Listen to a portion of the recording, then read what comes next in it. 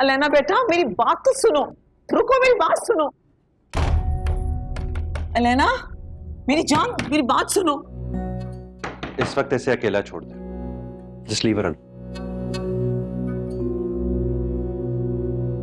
ये सब क्या था मॉम? वही तो मैं भी समझ नहीं पा रही हूँ। ये सब यूं ही होना तय था, सिर्फ शादी की अनाउंसमेंट रह गई थी। आंटी ने शबरेज से बात की थी? I don't think so. वो अलेना और शबरेज को सरप्राइज देना चाहती थी। और शबरेज ने आप लोगों को सरप्राइज दे दिया। सब जानते हैं शबरेज किस टाइप का बंदा है। आप लोगों को कोई बात करने से पहले प्लीज उसे इन्वॉल्व तो करना चाहिए था। Engagement is a big commitment. Kashan, Alena और शबरेज की शादी हम एक तरह से तय कर चुके थे, सिर्फ डेट अनाउंस होना बाकी रह गई थी।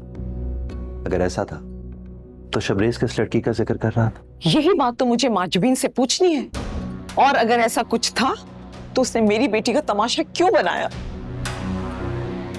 यकीन नहीं आ रहा कि शबरेज ऐसा भी कर सकता, और वो भी सबके सामने।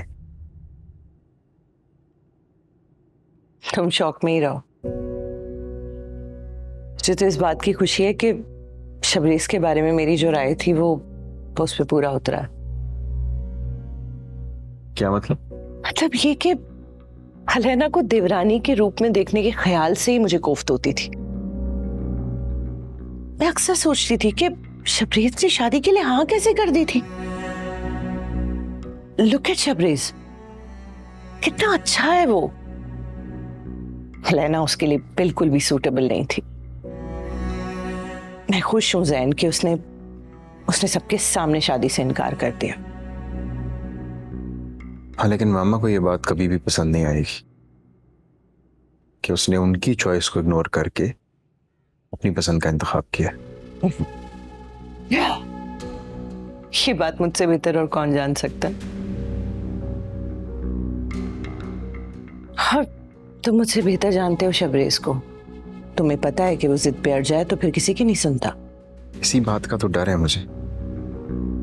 अगर ऐसे ही हुआ तो इस घर के हालात बिगड़ ना जाए।